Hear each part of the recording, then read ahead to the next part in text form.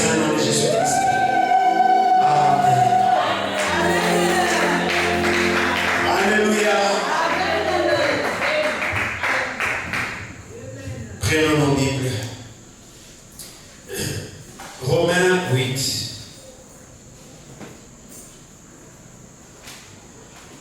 Romains 8, à partir du verset 28.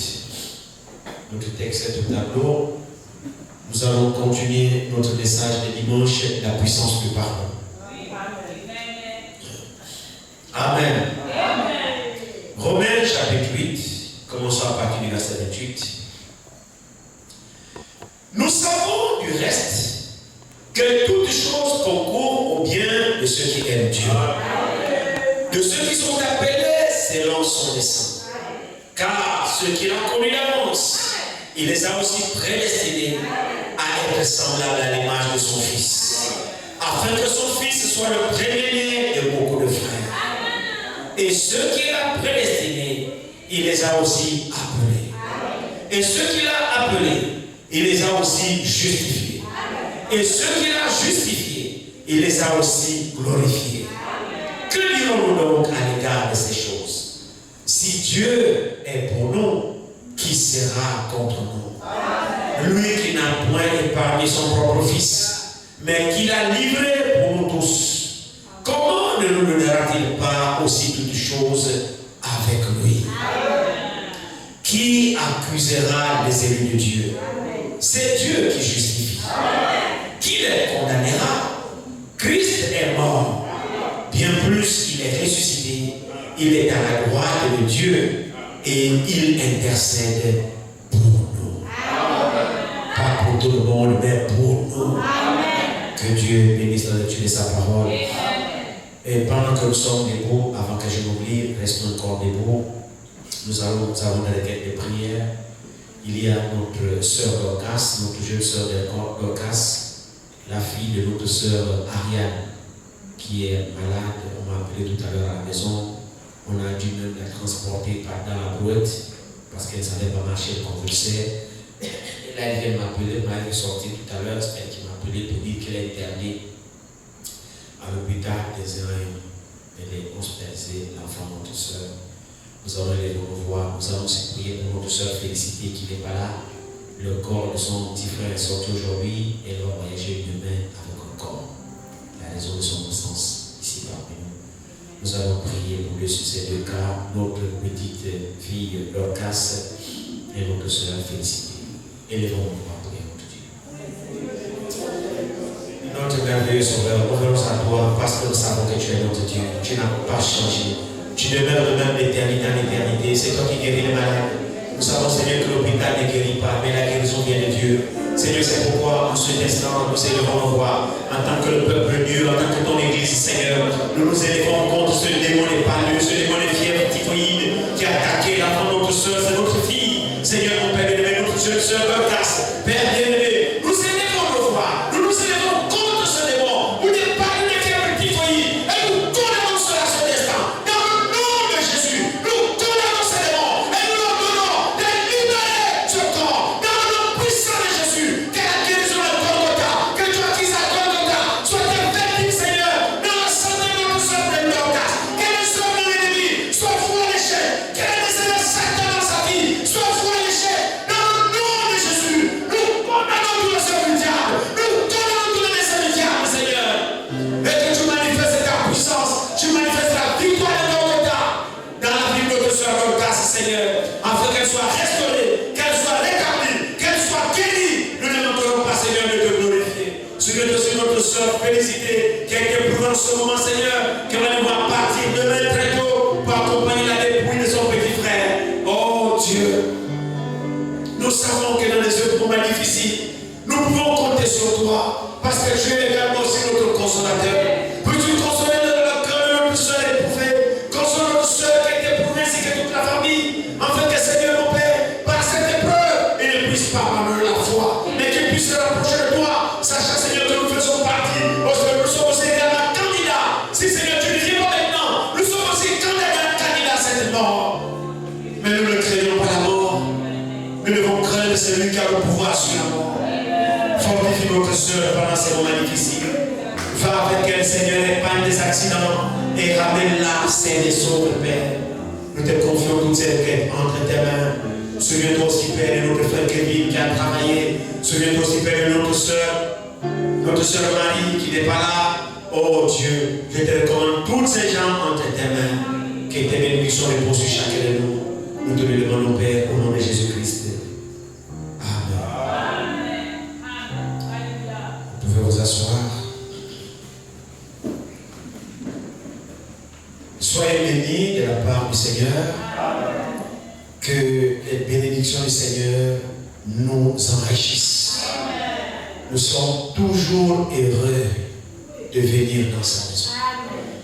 Parce que dans sa maison, nos cœurs sont consolés, nos cœurs sont fortifiés, nos cœurs sont vivifiés. Parce que dans sa maison, nous sommes en présence de la vie. Comme nous le savons tous, vous savez que lors du tabernacle qui avait été bâti par Salomon, il y avait 3 parties. Et nous savons que Dieu n'était pas dans la première, dans la deuxième partie, mais que la vie de Dieu se trouvait dans la 3e partie du temple, qu'on appelait la Shekinah ou le Saint des Saints. Et quand nous venons à la maison de Dieu, nous nous tenons dans la présence de Dieu également. Donc la vie de Dieu est ici. Nous pouvons la recevoir si tu as soif de cette vie, parce que nous venons ici, c'est pour recevoir de lui la vie. Amen. Nous venons dans sa maison tous les jours, c'est pour recevoir de lui la vie. Et la vie là est dans sa parole. Amen. Donc quand nous écoutons la parole de Dieu, elle est pleine de vie. Quand nous la recevons, nous recevons même la vie de Dieu. Et la vie de Dieu, c'est la vie qui ne périt pas. C'est la vie éternelle. Nous allons poursuivre sur notre sujet que nous avons vu dimanche et que nous avons intitulé la puissance du pardon. Nous voyons que le pardon, c'est quelque chose d'important. Et l'homme a besoin du pardon parce que quand nous avions péché, nous étions séparés de Dieu. Si Dieu ne nous pardonne pas, il n'y a aucun moyen, ni pour toi, ni pour moi, de nous réconcilier avec Dieu. Amen. Donc, même ce qui fait en sorte que nous soyons ici ce soir, ce qui fait en sorte que nous puissions chanter, crier de joie, c'est parce que Dieu nous a pardonné. Amen. Si Dieu ne nous aurait pas pardonné, frère, nous ne sommes même pas dignes de nous tenir dans sa présence. Parce que tout ce que nous ferons alors ne sera même pas accepté par lui, ne sera même pas agréé par lui. S'il n'y a pas de pardon de Dieu, nous n'avons pas la réconciliation avec ce Dieu. Et s'il n'y a pas de réconciliation avec Dieu, alors nous sommes perdus. Amen. Mais gloire soit rendue à Dieu, que dans son amour insondable, il nous a accordé un pardon gratuit. Amen. Pendant que nous ne méritions même pas d'être pardonnés, et voici Dieu nous accorde le pardon. Regardez un peu ce qui se passe. Souvent quand nous nous fautons les uns vers les autres, quand nous brochons les uns vers les autres, souvent quand nous péchons les uns vers les autres, il faudrait que moi je vienne vers toi pour te demander pardon, afin que toi je me pardonne. C'est vrai, non? La Bible dit que si ton frère a péché contre toi, pardonne. S'il revient vers toi te demander pardon, pardonne toujours. Donc nous obtenons le pardon quand quelqu'un nous demande pardon, alors nous pardonnons. Mais regardez ce qui s'est passé avec Dieu. Quand nous avions péché, mais nous n'avions pas demandé pardon. Est-ce que tu peux me montrer le passage où Adam demanda, Seigneur, pardonne-moi, j'ai péché contre toi, afin que Dieu maintenant le lui accorde parce qu'il a demandé. À la version quand j'ai dans ma Bible, je ne vois pas où Adam demandait pardon à Dieu. Mais je découvre par contre que Dieu lui a pardonné avant même qu'il ne demande pardon. C'est merveilleux. Retournez un petit peu dans Romains. Romains 4. Frère, Dieu est bon. Vraiment, Dieu est bon. Arrachez ma coupe, mais laissez-moi mon Dieu. Je suis prêt à tout perdre, mais pas Dieu. Amen. Regardez Romains 4, on dit ici. Romains 4, on va dire. Commençons verset 5 de Romains. Commençons verset 4 de Romains 4. Or, à celui qui fait une œuvre, le salaire est imputé. Commençons même d'ailleurs au premier verset de Romains 4. Que dirons-nous donc? Qu'Abraham, notre père, selon la chair, a obtenu. C'est ça, non? Est-ce que vous y êtes? Que dirons-nous donc? Qu'Abraham, notre père selon la chair, a obtenu? Si Abraham a été justifié par les œuvres, il a sujet de se glorifier, mais non devant Dieu. Car que dit l'Écriture? Abraham crut à Dieu et cela lui fut imputé à justice. Or, à celui qui fait une œuvre, le salaire est imputé non comme une grâce, mais comme une chose nue. Et à celui qui ne fait point d'œuvre, mais qui croit en celui qui justifie l'impie, sa foi lui est imputée à justice. De même, David exprime le bonheur de l'homme à qui Dieu impute la justice sans les œuvres. Est-ce que l'Église est là? De même, David exprime le bonheur de l'homme à qui Dieu impute la justice sans les œuvres. Donc, c'est-à-dire, Dieu te justifie sans que tu n'aies rien fait. Tu n'as fait aucune œuvre qui mérite la de Dieu afin que Dieu te déclare juste. Non. Mais Dieu déjà te justifie sans les œuvres. Maintenant, observez très bien ici. Reprenons le verset 6. De même, David exprime le bonheur de l'homme à qui Dieu impute la justice sans les œuvres. Verset 7. Heureux ceux dont les iniquités sont pardonnées. Amen. Et dont les péchés sont couverts. Heureux l'homme à qui le Seigneur n'impute pas son péché. Notre frère a lu ça au début dans le psaume 33. Le psaume 32 autant pour moi. Alors ici, il y a une béatitude qui est prononcée. C'est-à-dire un bonheur immense pour l'homme à qui Dieu n'impute pas le péché. Et pourtant, il est pécheur, cet homme. Mais ici, la surprise, c'est que le pécheur là, Dieu a décidé de ne pas lui imputer son péché. C'est-à-dire Dieu a décidé de lui pardonner avant même qu'il ne demande pardon, Dieu te pardonne. Amen. Frère, mais c'est vraiment un bonheur. Amen. La Bible dit heureux. Amen. Donc c'est vraiment une cœur. C'est dans cette attitude. C'est pourquoi vous avez dit, celui que Dieu a pardonné, frère, il est heureux. C'est-à-dire il n'y a plus de condamnation dans ton cœur. Il n'y a plus de culpabilité dans ton cœur. Il n'y a plus de graissement dans ton cœur. Tu es béni parce que ce que tu as péché, ta faute, Dieu a pardonné ça. Amen. Pourquoi il est pardonné? C'est parce qu'il t'a aimé. Allez, reprenons cela ici. Il dit, heureux, verset 7, heureux ceux dont les iniquités sont pardonnées et dont les péchés sont couverts. Heureux l'homme à qui le Seigneur n'impute pas son péché. Or, nous savons dans Ésaïe 59 que ce qui met la séparation entre nous et Dieu, c'est le péché. Amen. Ce qui garde Dieu éloigné de nous, c'est le péché. Ce qui empêche à Dieu de nous écouter, c'est le péché. Amen. Le péché, c'est la transgression de la loi. Amen. Le péché, c'est désobéir à la parole de Dieu. Amen. C'est ça le péché. Alors maintenant, quand nous péchons, normalement, Dieu nous tourne le visage. Dieu nous cache sa main. Parce que Dieu, il a horreur du péché. Et si Dieu ne te pardonne pas, Dieu est coupé de lui. Amen. Et si tu es coupé de Dieu, tu es mort. Amen. Mais dans son amour, comme il t'aime, il a pu lui-même la résolution de te pardonner. Amen. C'est ça que David s'exclame ici. Il dit heureux l'homme à qui le Seigneur n'impute pas son péché. Or, un peuple, pourquoi le Seigneur n'impute pas le péché alors? Et que Dieu décide de justifier l'homme. C'est parce que l'homme a fait quelque chose? Non. Là, nous avons le Romain 4. Tournons la page, prenons Romain 3. Prenons Romain 3. Romain 3, nous allons commencer à... Commençons à partir du verset 9 de... Non, attendez un peu.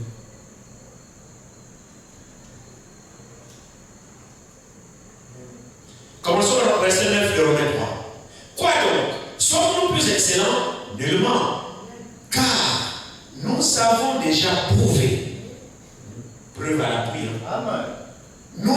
déjà prouvé que tous, juifs et grecs, sont sous l'empire du péché. Amen. Selon qu'il est écrit, il n'y a point de juste, pas même un seul. Amen. Nul n'est intelligent, nul ne cherche Dieu. Amen. Tous sont égarés, tous sont pervertis. Il n'en est aucun qui fasse le bien, pas même un seul. Amen. Leur gosier est un sépulcre ouvert. Amen. Amen. Amen. Ils se servent de leur langue pour tromper. Amen. Ils ont sous leurs lèvres un venin aspic. Leur bouche est pleine de malédiction et d'amertume. Ils ont des pieds légers pour répandre le sang. La destruction et le malheur sont sur leur route. Ils ne connaissent pas le chemin de la paix. La crainte de Dieu n'est pas devant leurs yeux. Or, nous savons que tout ce que dit la loi, elle le dit à ceux qui sont sous la loi, afin que toute bouche soit fermée et que tout le monde soit reconnu coupable devant Dieu. Car personne ne sera justifié devant lui par les œuvres de la loi. Puisque c'est par la loi que vient la connaissance du péché. Frères, ici c'est la situation de tout homme, tout mortel qu'il y a sur la terre. Poursuivons la lecture. Verset 22. Mais maintenant sans la loi, elle manifestera la justice de Dieu. Et laquelle rend témoignage à la loi et les prophètes.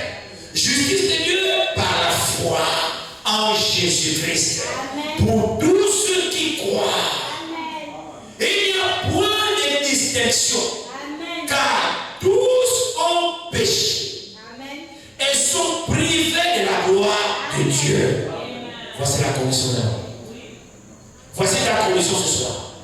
Voici ma commission ce soir. Tous ont péché, par conséquent, sont privés de la gloire de Dieu. Maintenant, observez très bien ici le verset 24.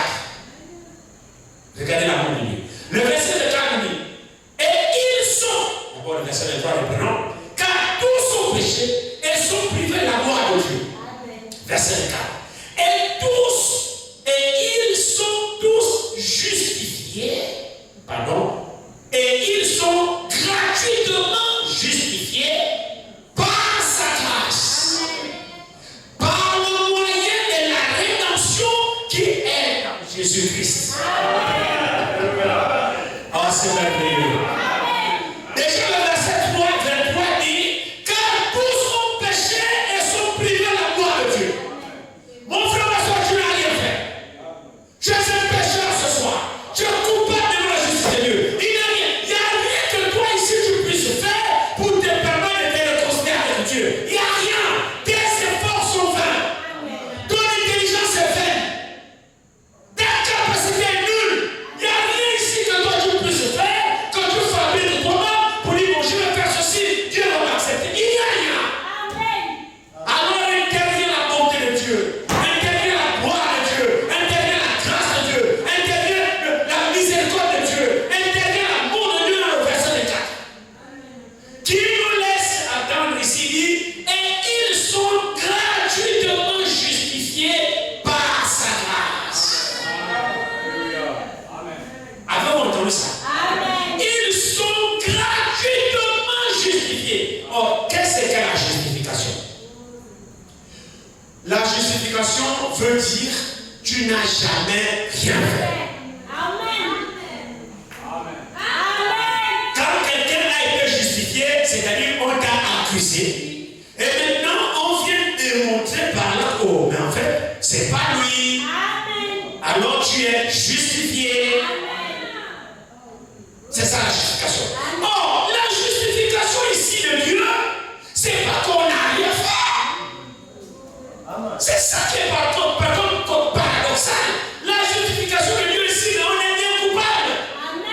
Mesdames et messieurs, tous ont péché. Elles sont privées de facto de la gloire de Dieu. Mais bizarrement, ils sont gratuitement justifiés. C'est-à-dire Dieu dans son amour ôte le péché. Il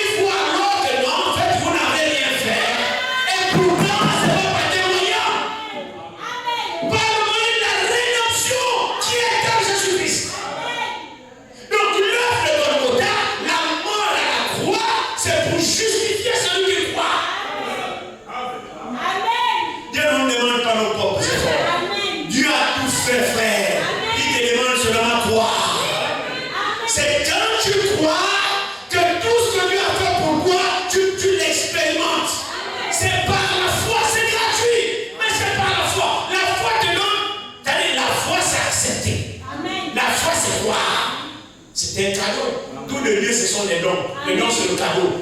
Figurez-vous, on peut refuser un cadeau. Amen. Oui, amen. Oui. On est bien d'accord. On peut bien refuser un cadeau. Je t'offre ceci, c'est un cadeau, un don.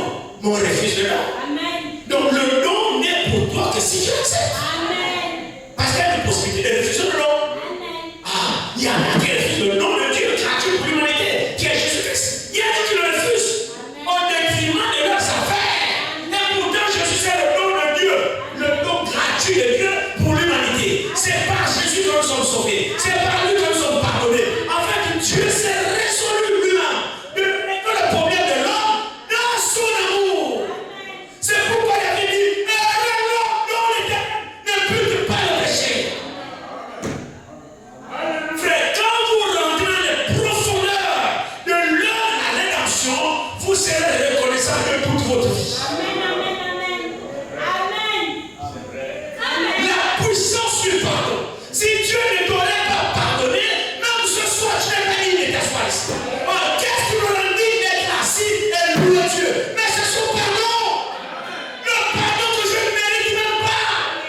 Il m'a gratuitement pardonné. C'est vrai, non? Réalisons la bonté de Dieu, frère. Amen. L'amour de Dieu est insondable. Mais l'homme ne sait pas ce qu'il fait. Amen. Amen. Dieu a tout fait pour toi. Dieu t'aime. Il ne veut pas ta mort. Alors il a pourvu le moyen. Le moyen, c'est qui? C'est lui-même. Jésus n'est pas la deuxième personne, n'est pas la troisième personne de la Trinité. Il n'existe pas la Trinité. Ça, c'est la doctrine du diable. Trinité n'existe pas. Dieu en trois personnes, ça n'existe pas. Dieu, il est seul. Oh. Le mystère de Dieu, c'est celui-là. C'est-à-dire qu'il est seul. Il est Elohim. C'est lui qui existe par lui-même. Il n'a pas de commencement, il n'a pas de fin. Il n'a pas de père, il n'a pas de mère. On ne l'a jamais enfanté. Marie n'est pas la mère de Dieu. C'est pourquoi les catholiques sont malades. C'est vrai. Marie, mère de Dieu, non. Après, vous entendez, on dit, mais attends, Jésus n'est pas Dieu. Oh, si, alors, Marie, elle dit, non. C'est pas ça. Jésus est Dieu, oui. Mais Marie n'est pas la mère de Dieu. Marie est la mère du corps qui a abrité Dieu. Oh. Dieu est l'esprit. Et l'esprit a tabernaculé dans le corps appelé Jésus. Ah. Mais quand Marie a accouché, ce n'est pas Dieu que Marie a accouché. Marie a accouché le corps qui cachait Dieu. Oh. Mais comme ils ne comprennent rien, ils mélangent tout. Dieu n'a pas de mère. Dieu est le Père de Dieu.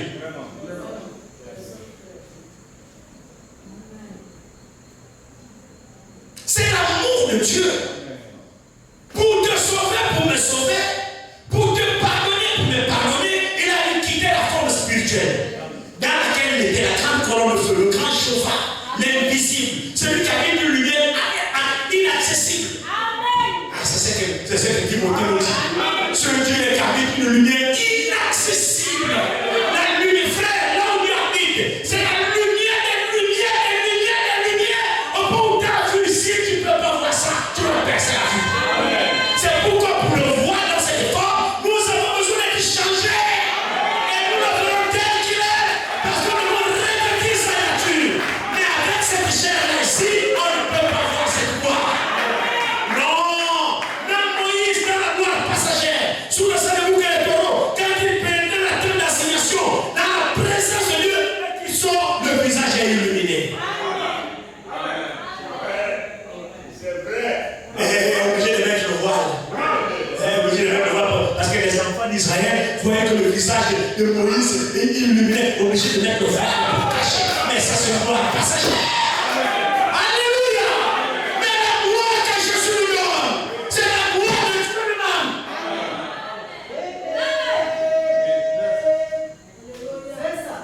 Dieu, dans son amour, a quitté la position glorieuse. Il s'est formé un corps. Amen.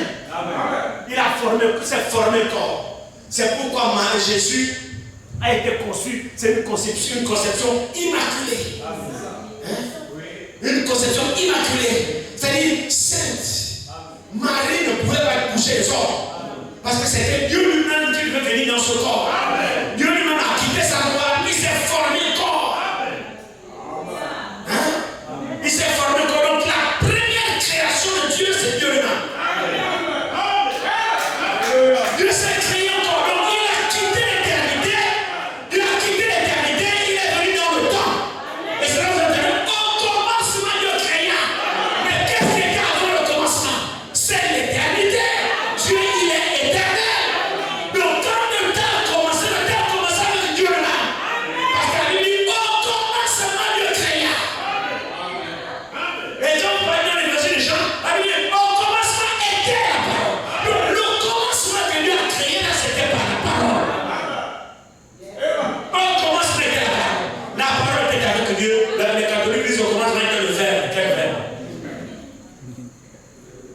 toutes ces traductions. C'est la parole. Oh, le logos. C'est ça. C'est pas le verbe. C'est le logos, la parole. Et la parole et Dieu sont un. Dieu est la parole est Dieu. Dieu a créé par la parole. Et la parole c'est un corps. Le corps parle. Qu'on appelle la théophanie. Amen. Alors nous découvrons l'amour de Dieu. Il a fait cela, notre Dieu. Dans son grand conseil de salut. Là-bas, il était assis tout seul.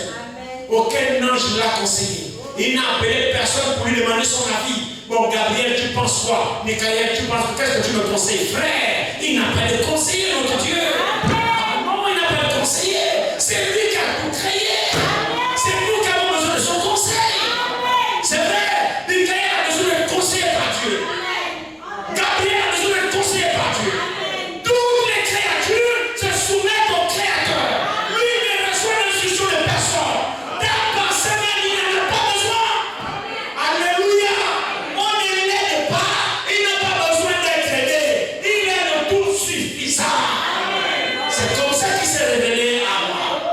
Dans Genèse 17. Il dit à moi, il dit me voici. Il dit marche devant ma face. Il dit je suis El Shaddai.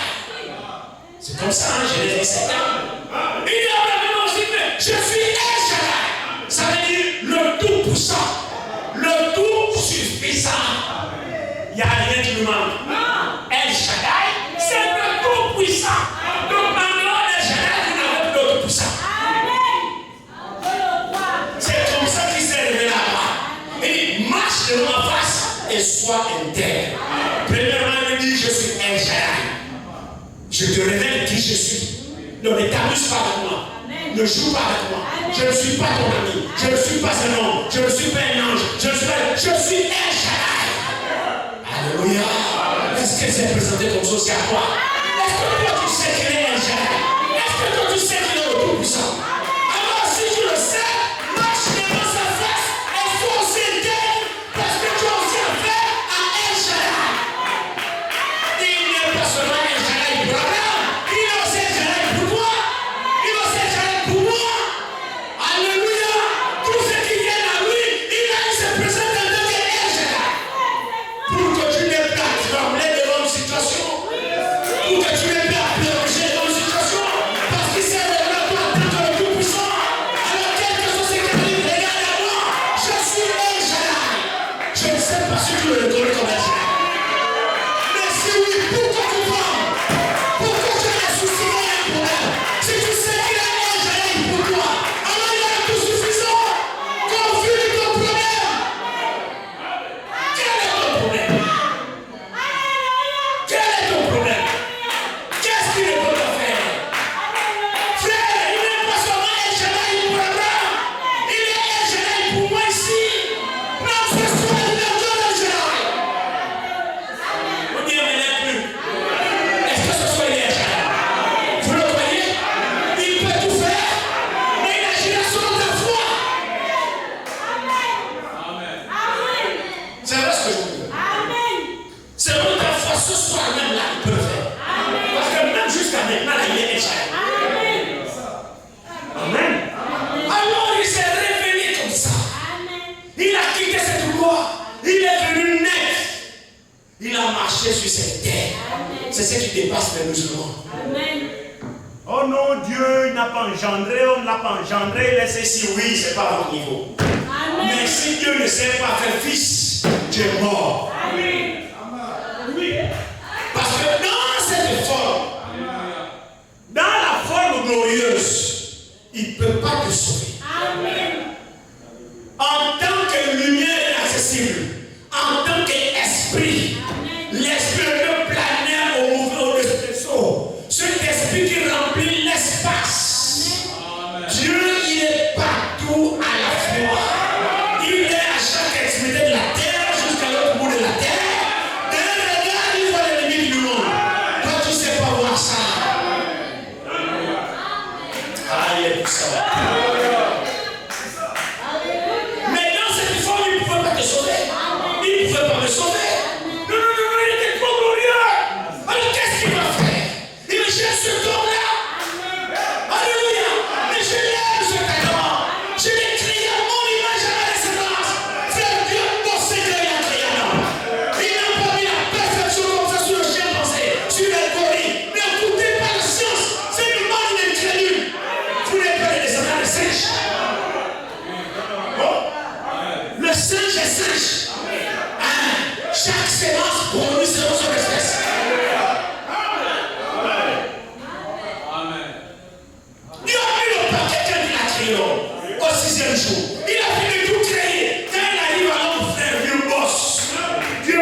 Dieu son intelligence.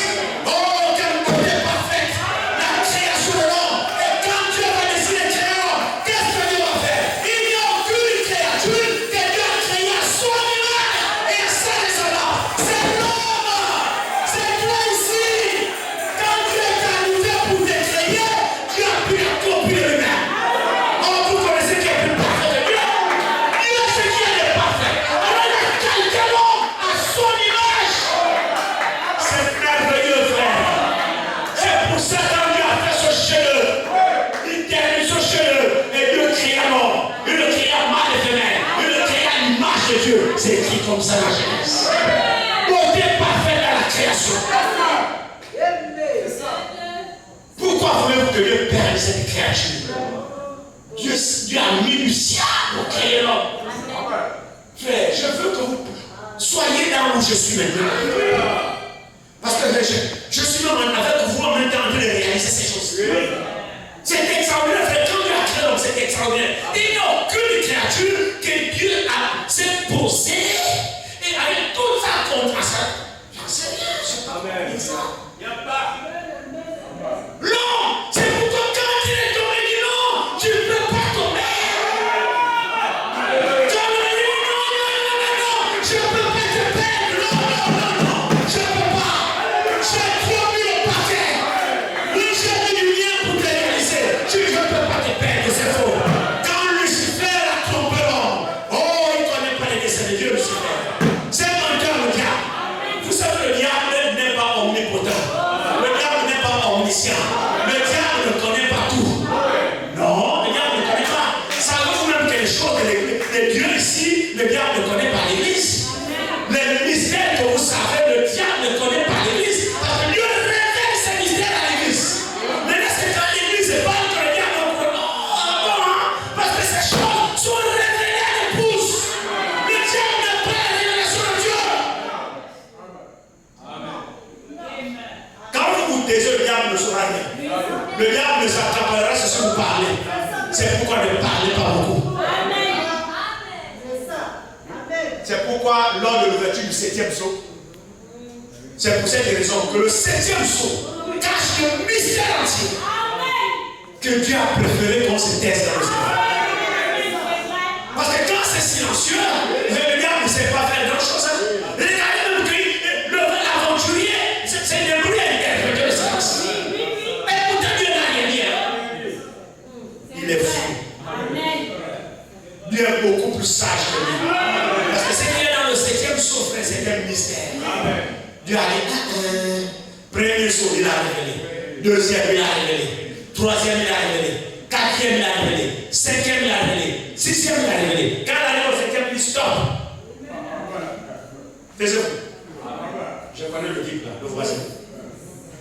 Le voisin, c'est un prétentieux. C'est 7e psaume, les gens, il dit taisez-vous. Frère, les gens ne louent pas. Hein? Au ciel. Vous parlez d'une louange. Vous non, attendez. Vous allez voir vous-même. Vous allez voir.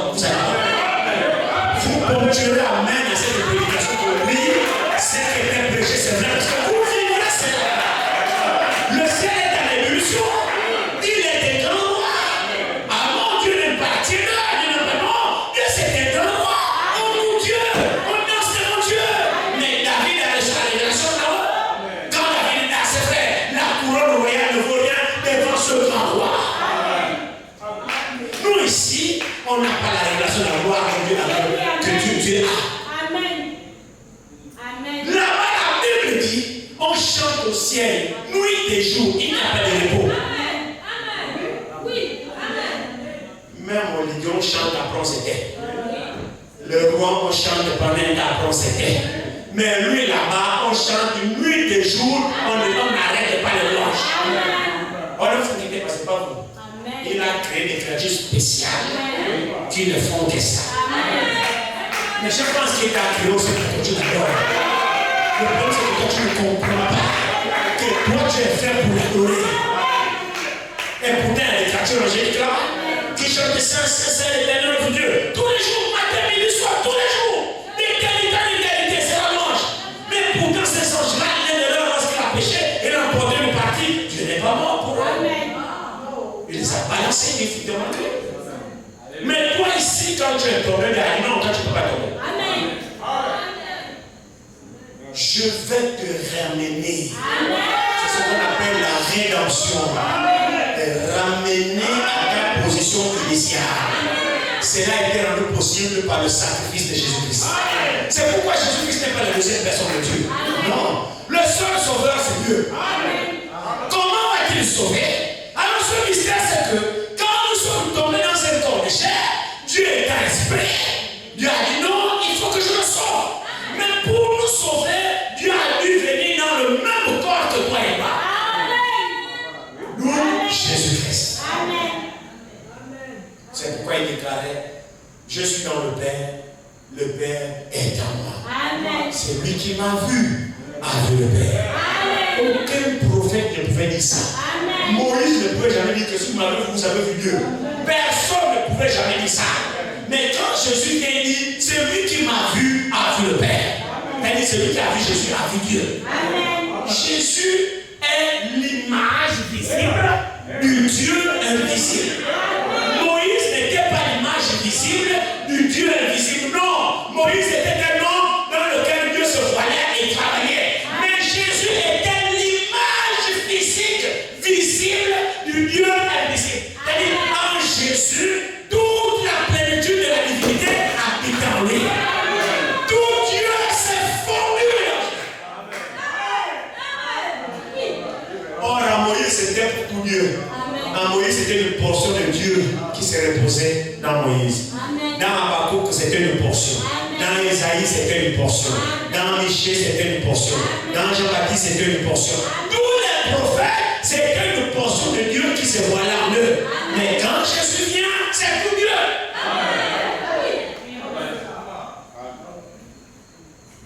Le catholique, je vous salue Marie, pleine de grâce. Non. Marie a quelle qualité de pleine de grâce? Celui qui est plein de grâce, c'est Dieu. Et il distribue cette grâce. Marie n'est pas pleine de grâce. Il manque même dans la prière. C'est même parce que l'ange Gabriel a dit à Marie. J'étais là à la Souville, là au décès de ma grande soeur. Les catholiques étaient en train de faire, comme son fils était catholique, ils ont fait leur histoire là avant que je ne prêche. Ils ont ressuscité que je vous salue Marie là, je ne sais pas combien de fois. Je vous salue Marie, pleine de grâce, que le Seigneur votre Dieu soit avec vous. Vous êtes bénie en toutes les femmes, et Jésus, le fruit de vos entrailles, est béni. Sainte Marie, Mère de Dieu, prie pour nous pauvres pécheurs, maintenant à l'heure de notre mort. Amen. Très bien. Si Marie prie pour toi, tu vas prier pour Marie. Parce que Marie, c'est Dieu soit loué que la Marie que les catholiques récitent là, c'est pas la Marie de Mère de Jésus. Ça, c'est une sorcière. Parce que la Marie, la mère de Jésus, c'est notre soeur en Christ. Elle a reçu le Saint-Esprit le même jour que Pierre, dans la chambre haute. Et Marie n'est jamais montée au ciel. Jamais. Jusqu'à ce soir, Marie nous attend. Le seul qui est mort, ressuscité, monté au ciel, révélé dans ton esprit, c'est Jésus-Christ.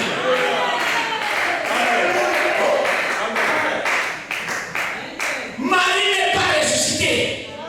Jusqu'à là où je vous parle, Marie en a ici. Marie à la 6e dimension. Parce que c'est une seule en Christ. Marie à la 6e dimension avec Pierre, avec Jean, avec Paul, avec Frère Branham, avec Frère Franck, avec tous les saints. Ils sont tous à la 6e dimension. Ils nous attendent, nous ici. Pour que nous soyons tous partis ensemble. C'est vrai, non? Mais c'est la vérité. C'est la vérité de la parole. Alors la bonté de Dieu ici, ce verset est tellement formidable. Reprenons un peu ici. Romains 3 ici. Verset 23, regarde notre position. Car tous ont péché et sont privés de la gloire de Dieu. Est-ce que tu es dedans? Quand la Bible dit tous, c'est tous. Tu es dedans? Maintenant, regarde le verset 4. Et ils sont gratuitement justifiés par sa grâce, par le moyen de la rédemption qui est dans Jésus-Christ. Amen. C'est lui que Dieu a destiné à être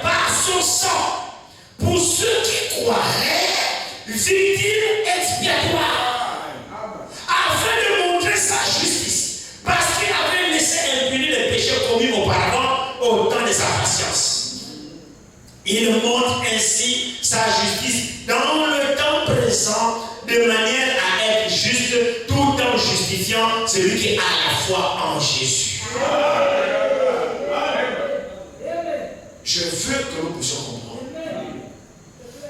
Donc, pour que vous soyez ici justifiés, comme je venais de dire, la justification, c'est le fait que pour Dieu, vous n'avez jamais rien fait. Amen. C'est-à-dire que quand Dieu vous regarde, Amen. Dieu ne voit rien, vous n'avez rien fait. Cela n'est possible que par celui à qui il a destiné comme victime expiatoire. C'est-à-dire la victime qui expie ton péché. Donc la victime qui, en français facile, la victime qui pardonne ton péché. Parce que ton péché, pour que Dieu te pardonne, il fallait sacrifier un mouton, sacrifier un bœuf, sacrifier un tourterelle, un oiseau, les animaux que Dieu avait demandé pour le pardon de tes péchés. Or, comme nous avons vu dimanche, le sang des boucs et des taureaux ne pouvait pas ôter le péché. Amen. Donc c'était juste un substitut parce que Dieu avait horreur du péché. C'était un substitut. Or, Dieu était déterminé de te pardonner. C'est-à-dire pour Dieu, il ne veut plus voir que tu es coupable sur quoi que ce soit. Et là, c'est lui-même qui a résolu par le moyen divin de trouver un mécanisme qui fera en sorte que ton péché ne paraisse plus devant lui. Amen. Tout ça, c'est Dieu dans sa sagesse. Dieu a pris la résolution d'ôter ton péché. Amen. Sans que tu n'aies rien à faire. Amen. Amen. C'est la résolution. Lui-même, selon le bon conseil de sa volonté, il s'est assis, il a dit non, non, non, non, non. Celui-ci, celle-là, ici, doit vivre avec moi. Amen. Mais il ne saura pas vivre avec moi dans le péché. Mais il se trouve qu'il a péché, je dois trouver une solution pour que son péché ne demeure pas sur lui. Amen. Je dois pouvoir lui pardonner. Amen. Parce que si je ne lui pardonne pas, il n'a aucun moyen de se réconcilier avec moi. Or, toi-même ici, tu ne peux rien faire par ta propre force pour que tu te réconcilies avec lui. Abandonne tes efforts, accepte, crois ce que Dieu a déjà fait. En fait, les choses de Dieu, on les obtient par la foi. Donc, la foi en qui? Pas la foi dans les anges, la foi dans les saints, la foi dans Saint Paul, la foi dans Saint Pierre. Non, la foi en Jésus-Christ. Donc, la foi qui est agréable à Dieu, c'est la foi qui est basée seulement sur Jésus-Christ. Ne mettez pas la foi dans Saint Pierre, Saint Branham, Saint Franck, Saint ceci. Non. Regardez ceci, écoutez très bien. Oh, que le Seigneur vous aide à comprendre ça. Reprenons le verset 24. Et ils sont gratuitement justifiés par sa grâce, par le moyen de la rédemption qui est dans Jésus-Christ. Donc la rédemption n'est pas dans un saint quelconque. Poursuivons, verset 27. Il dit, qui est Jésus-Christ? Donc c'est lui là c'est Jésus-Christ. Il dit, c'est lui que Dieu a destiné à être par son sang pour ceux qui croiraient. Donc vous devez croire en lui, ce Jésus-là. Pas dans beaucoup de saints, non. Aucun saint n'est mort. C'est pourquoi notre foi, frère, doit être centrée sur lui. Amen. Si vous croyez en lui plus quelqu'un, lui plus ceci, votre foi est vaine. Amen. Parce que la Bible dit ici. Je ne sais pas comment vous comprenez ça, mais pour moi c'est tellement profond. Le verset 25 ici, on dit ici, il dit, c'est lui que Dieu a destiné à être par son sang pour ceux qui croiraient victimes expiatoires. Donc, si tu ne crois pas que Jésus est mort pour le pardon de tes péchés sont sauvés. Amen. C'est pourquoi les musulmans sont morts. Amen. Les catholiques sont morts. Amen. Les bouddhistes sont morts. Amen. Tous ceux qui croient dans les saints, dans les ceci, dans les ceci sont morts. Amen. Le seul qui est digne d'être cru, c'est Jésus-Christ. Amen.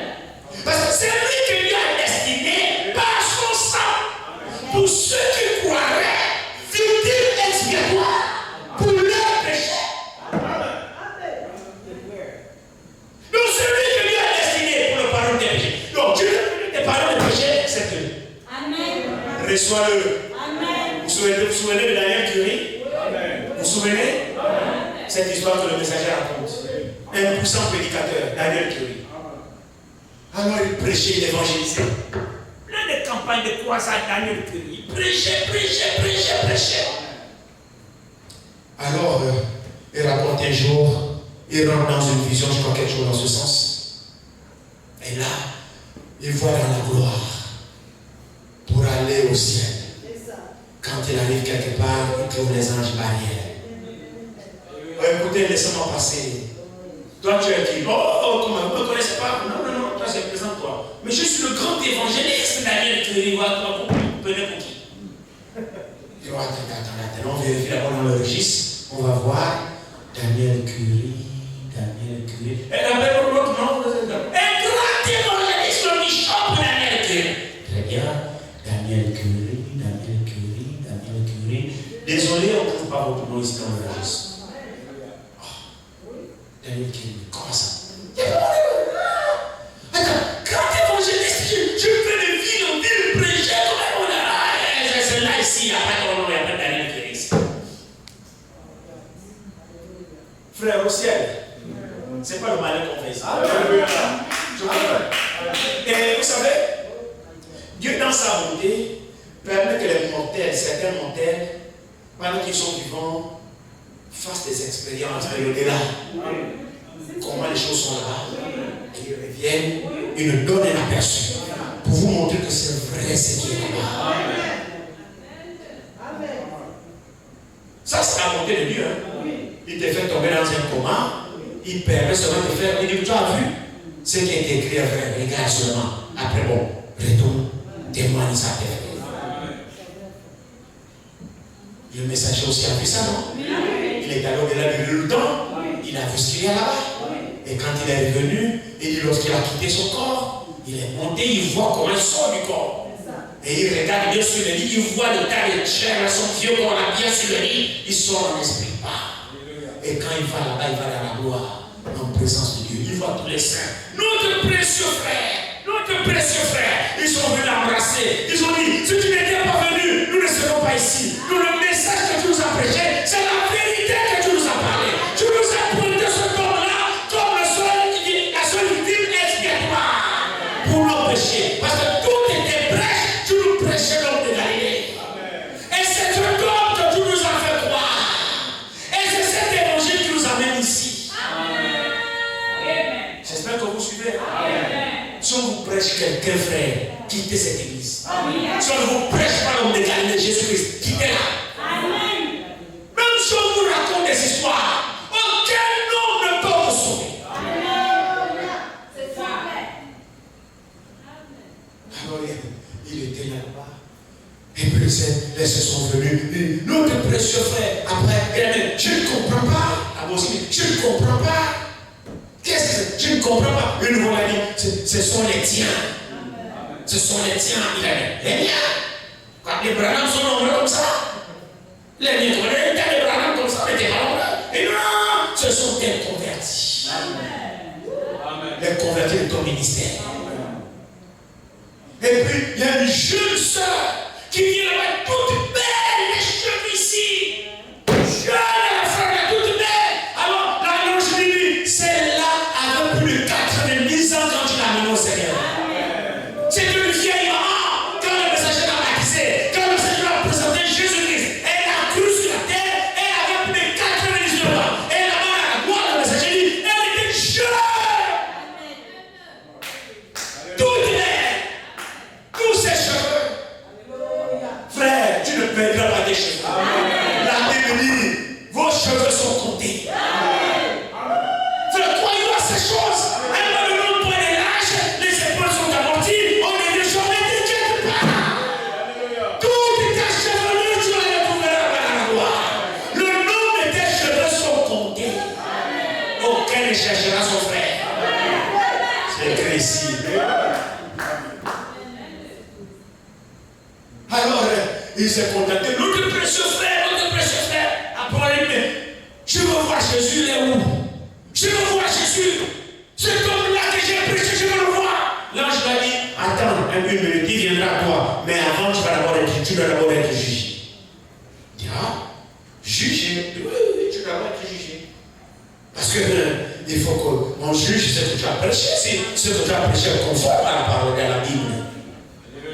Si tu nous as pas prêché les mystères, les bréviaires, les neuvaines, tout ça, les chemins, les croix, on va voir ce que tu as prêché, c'est la doctrine apostolique. C'est comme ça qu'il pose la question là-bas au ciel.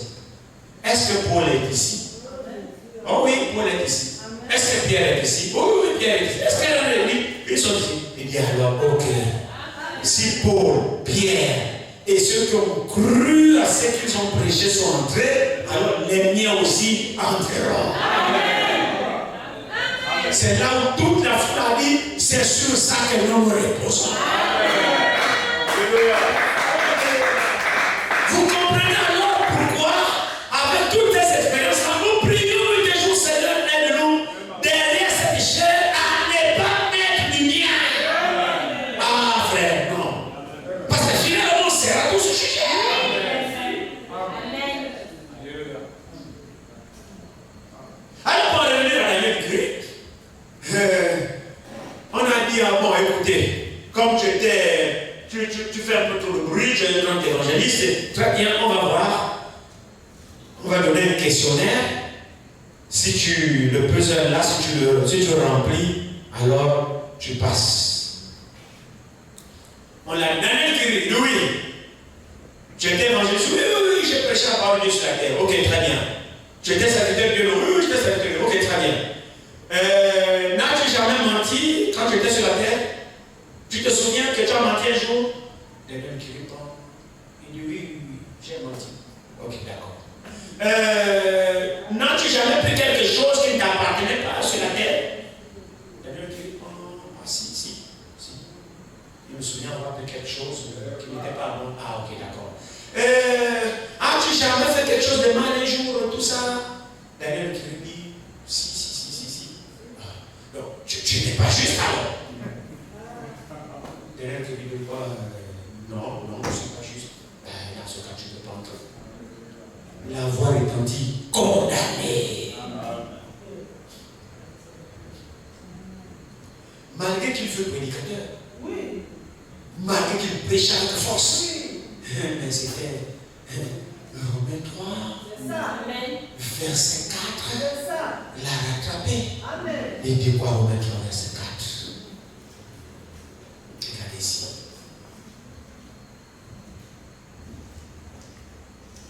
Il dit ici, car tous ont péché et sont privés de la gloire de Dieu. Amen. Donc Romains 4 a rattrapé Daniel Curie. Malgré qu'il prêchait l'évangile, c'était un pécheur. L'évangile est prêché par des pécheurs. Amen. Maintenant, quand il passe par le processus divin, Dieu les déclare justes. Même si pour toi, à tes yeux, ils ne sont pas justes, mais pour Dieu, Dieu les déclare justes parce qu'ils sont passés par le processus divin.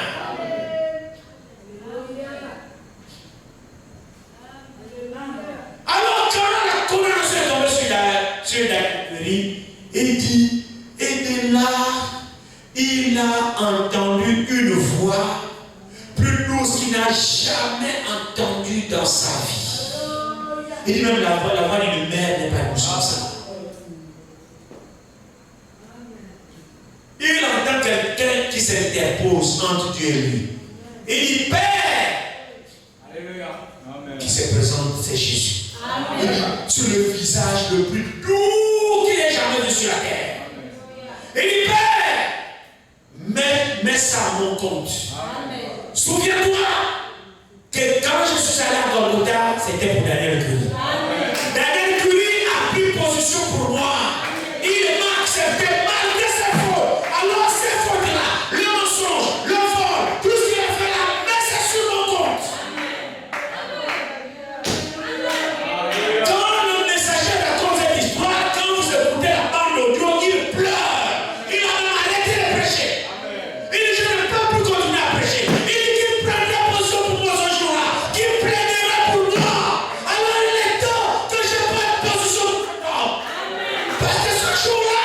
s'il n'est pas là, frère, on n'a aucune justice ici devant Dieu. Le mal qu'on fait ici, on est souillé devant Dieu. Il n'y a rien de bon.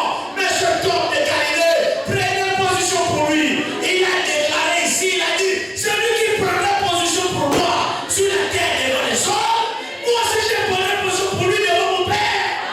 Alors il est temps pour que tu prennes position pour lui. Ne le reniez pas. Il est notre avocat. Il est notre pardon. Il est notre justice. Il est celui qui plaidera pour toi. Alors prends position pour lui maintenant. Même si la tentation est là, tu dis Jésus est de moi. Je ne peux pas te renier. Vous savez comment nous le renions? C'est devant les épreuves, devant les tentations. Jésus dit ne fais pas ça. Or la Bible dit, murmure seulement en priant. Quand tu es tenté, murmure Jésus en priant. Il viendra à ton secours. Mais toi tu ne fais pas ça, tu fais ce que tu fais. Et là tu le renies. Quand tu le renies là, lui aussi te reniera. Prends position pour lui. Alors il prendra ses positions pour toi. Amen. Il est la victime expiatoire pour tes péchés. Ça fait c'est lui que Dieu a destiné pour te réconcilier avec lui-même. Tu ne peux pas aller au ciel en passant par les anges. Il n'y a pas d'intermédiaire entre Dieu et les hommes. Un ange n'intercédera jamais pour toi. Le seul intermédiaire qu'il y a entre Dieu et les hommes, c'est Jésus. C'est lui qu'il faut prier. C'est lui qu'il faut invoquer. C'est lui alors, l'agneau de Dieu, qui ôte le péché du monde. C'est lui alors, par lui que tu as obtenu le pardon. Parce que sans le pardon, tu es coupé de Dieu. Alors le pardon, la puissance du pardon existe. Et le pardon de Dieu, quand tu l'as, ce pardon la justifie. Quand Dieu t'a pardonné, pour Dieu, tu n'as jamais rien fait. La puissance du pardon, le pardon justifie, le pardon réconcilie, le pardon donne la paix, le pardon donne la joie, le pardon donne l'amour, le pardon de Dieu a la puissance. Quand Dieu nous a pardonné en Christ, il nous a réconciliés avec lui. Et alors, tout ce que nous avions perdu, nous avons retrouvé cela en Christ. Frère, la puissance du pardon existe. Alors nous découvrons qu'il nous a pardonné gratuitement. C'est vrai, non?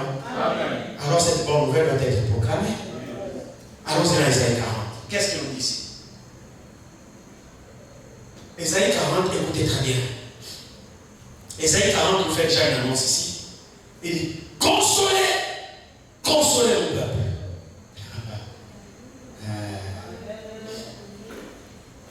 Consolez mon peuple. En d'autres termes, dans la traduction littérale de consoler, il est dit parler. Il est dit parler tendrement à mon peuple. Littéralement. Dans la traduction littérale de consoler, là, c'est parler tendrement et intimement à mon peuple. En d'autres termes. Consoler mon peuple. On console qui? Celui qui a perdu espoir. On console qui? Celui qui a des soucis. On console qui? Celui qui est abattu. Alors parlez tendrement. Parlez-lui intimement. Donc consoler, c'est pas tout le monde. La consolation, c'est pas tout le monde. Non. La consolation de Dieu ne concerne pas tout le monde. La consolation de Dieu concerne son peuple. C'est à son peuple qu'on parle tendrement. C'est à son peuple qu'on parle intimement. On a besoin de dire à son peuple ce que leur Dieu a fait pour eux. Pour qu'ils aient la foi, qu'ils aient la confiance. Alors les amis dit, consolez mon peuple. Dit votre Dieu. Parlez par la tête. Par par le cœur. Donc quand la parole de Dieu sort, en réalité, la parole de Dieu vise le cœur. Quand ton cœur est touché, vous savez, on aime avec le cœur. On adore Dieu avec le cœur. C'est pourquoi Dieu vise le cœur. Et quand la personne est convertie, en fait, c'est le cœur qui est changé. Dieu a dit, j'ai donné le nouveau cœur.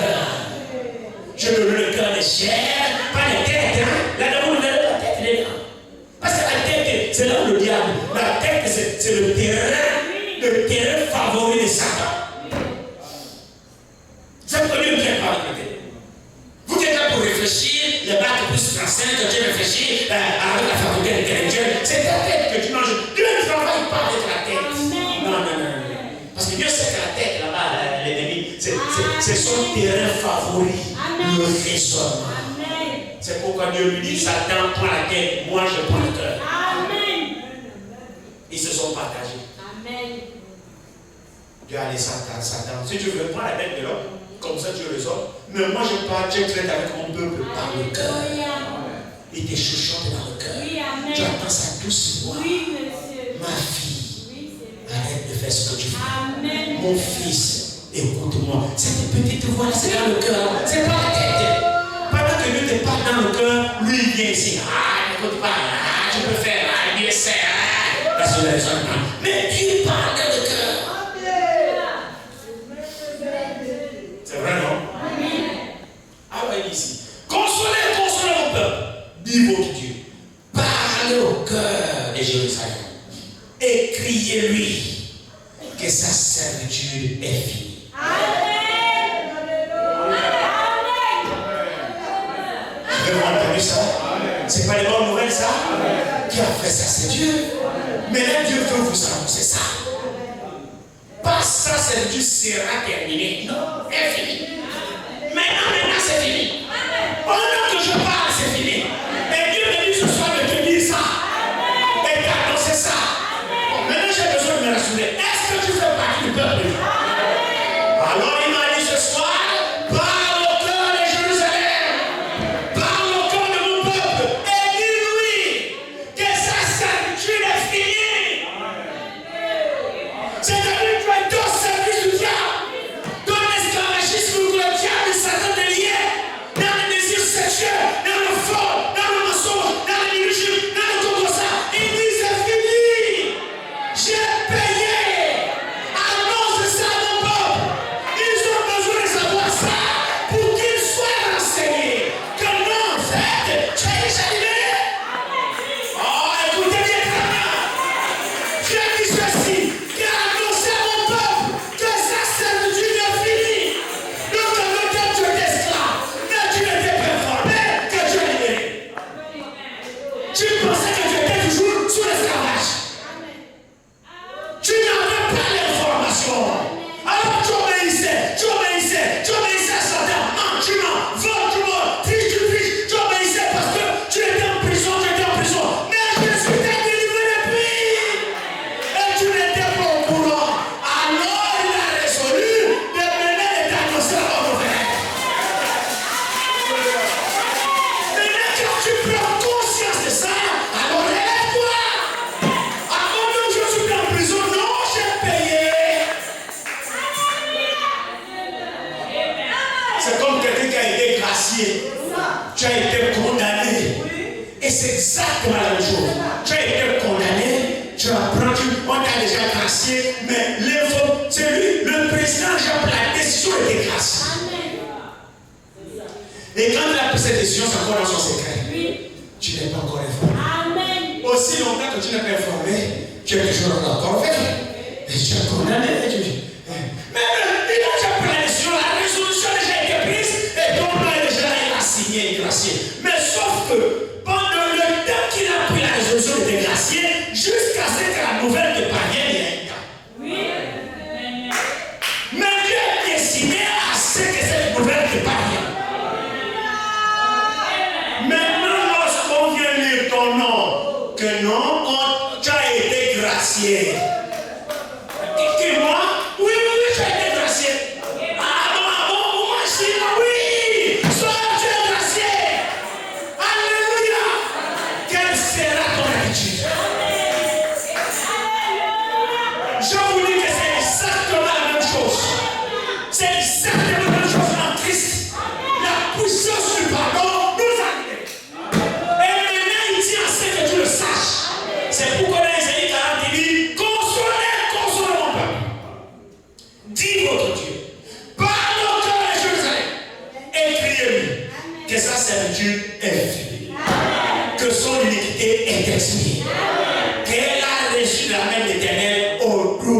ses péchés.